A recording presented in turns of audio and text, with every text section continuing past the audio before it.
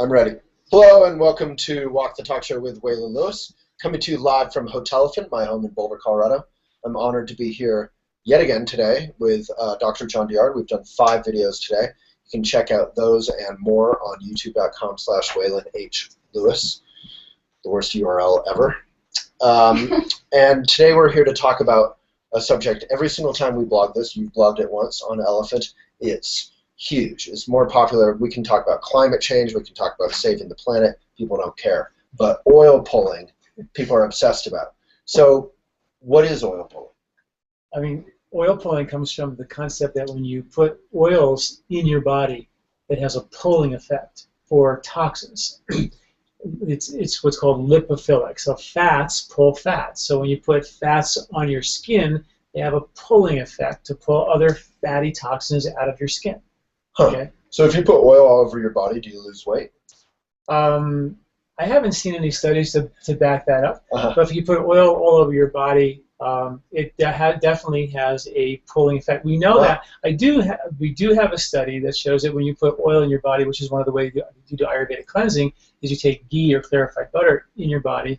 It has a pulling effect by pulling heavy metals and toxins out of your tissues. In fact, after you do a week of that as a cleanse, they showed that it pulled those out of your tissues for 3 months after. Wow. So it was quite powerful. Can you use any kind of oil or just ghee? It's ideally that if you use ghee, well, any kind of oil will work for a pulling effect, but ghee for in the mouth, which the oil pulling is actually putting it in your mouth and swishing it in your mouth for 20 minutes, and it has a pulling effect. It has other effects we'll talk about in a second, but classically sesame oil, coconut oil are the two that are used in combination. So thank you for bringing us back to the subject. So oil pulling is people swish around their mouths, and they feel like we have a great blog on Elephant about a bunch of them, as mentioned, where you can do it every day instead of brushing your teeth or in addition? It depends. You could do it. Some people say they can do it instead of brushing your teeth. I still think it's valuable to do both. Actually, if you're going to do oil pulling, I think the best thing to do is, Ayurvedically, you wake up in the morning, you scrape your tongue. Scraping the tongue triggers peristalsis, gets your bowels, your digestion going, so you start to go to the bathroom. Then after you do that, you clean, and you can drink a big glass of water. Then you can floss your teeth. That opens up the pores in your mouth. Then go in the shower, and then take a little bit of that oil, like a couple of tablespoons of the oil pulling oil, put it in your mouth, and while you're shampooing and all that, you just swish around your mouth, all throughout your mouth, and it has a couple of effects that we know for a fact. It'll actually, the oil pulling effect, I have not seen any studies to prove it does what I just said. I know it does it internally when you swallow oil internally, but with the mouth, I haven't seen those studies. But what we do know is it actually reduces plaque, for sure. It actually kills a bug called Streptococcus mutans, which is a bug that causes cavities. And when you swallow that bug, it does bad things to your arteries. So we know it does that. It's fantastic for oral hygiene. It delivers, certain minerals to your teeth. It does great things for the quality of your gums. So in terms of the oil, it probably needs to be organic. Oh, yeah. Sesame or coconut. And the one that we use is a combination of coconut and sesame combined with turmeric cooked into it, which makes it pretty mad. That's a traditional formula. So it's cooked. Yeah, you cook the turmeric right into it. So now you have this benefit of turmeric with oils, and that's the traditional way of doing it. They didn't in India. They generally just didn't use plain old sesame oil and take it. They always herbalized it. They did fancy stuff to it because it has different benefits for the microbes in your mouth when you cook the oils into it. I want like a mint. We have mint in it. Really? Ours has a little peppermint into it too, so it tastes a little better. Exactly, Yes, we have I that. like it. Otherwise, it tastes a little. You have to get used to it. So what do you actually do with oil pulling? You put it in your mouth, you swish, and you swish while you're showering, shampooing your hair. It takes me a long time to finish that.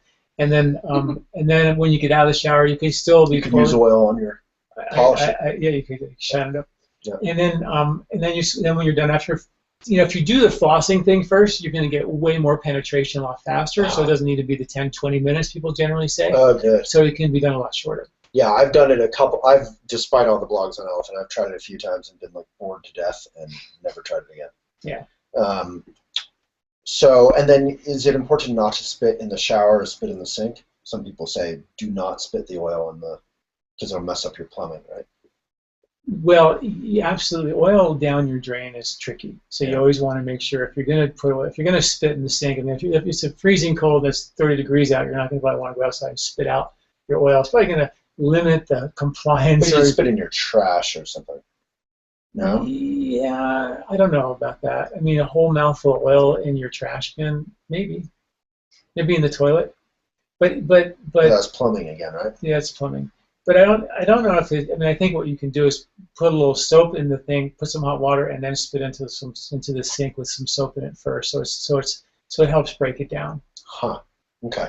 Or you could just keep like a rusty container by your, You could do that. you know, We're definitely like a thinking of what spittoon. reasons why not to do this now, Yeah. which is, and I think that what happened was how this whole thing got started. I think it was 1998. An Indian magazine actually put out an article and said, send us all your testimonials on oil pulling.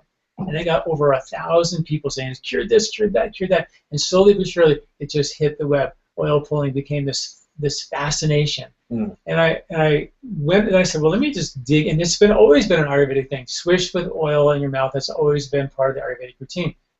But then I dug into the research and found out there really is no research that it cures your cancer or it does all these ulcers or all these things it does. Fixes your relationship. You lose Yeah, weight. we have to be a little more realistic. Yeah. But for what it does inside your mouth, absolutely, there's benefits there. And the potential of pulling toxins out of your brain is very real. I haven't seen Out of your studies. brain.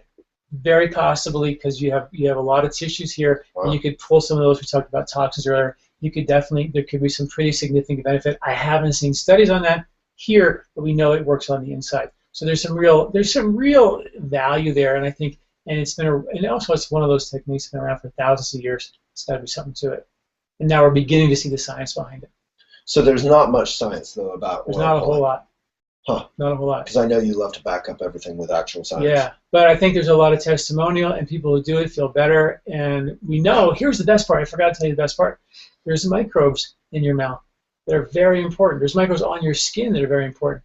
And the whole idea in Ayurveda is putting oil on your skin and oil in your mouth was to feed your microbes. Turns out your bugs eat oil. So by putting oil in your mouth, you're feeding the microbiology that keeps your skin and your gums healthy. That should be enough right there, since the bugs do the heavy lifting for everything in our body. That feeding your bugs on our skin, making your skin look good with oils and in your mouth, there's value there. And I'm all about understanding the microbiology and really understanding how valuable they are and how we screw them up with antibacterial stuff we put in our mouth, Right. killing all these bugs, and then our gums go south, our teeth go south. There's some interesting value when you go back. They didn't use toothpaste back then and kill bugs. They didn't swish their mouth with like bright blue chemical antibacterial. They didn't have that back It's then. ridiculous. Yeah, they must have really been depressed. Yeah. Well, I think I've already nailed all the questions. You've nailed all the answers. That's why we work together so well. We're good for oil pulling then. So basically, recap: sesame, coconut. How long do you need to do it? If you floss first, probably 5 minutes, 10 minutes. 5 to 10 minutes. You can 10, I while can you're do. drying off and you can then be still having it, and then you can spit it out in the toilet or in the sink, but a little soap in there. It's fine. And then you were saying oil on your body, so maybe a couple drops of oil in a bath once in a while is okay. You could definitely, oil in your bath is good. Doing an oil massage on your skin, either while you're in the bath or while you're in the shower. This way you don't use very much oil, and therefore you save your drains. So a little bit of oil goes a long way on your body, because you don't want to. Again, it does affect your drains in a not so great way, so you don't want to overdo it. Awesome. Well, thank you so much, Dr. John Douillard, Thank the you. man. Thank you.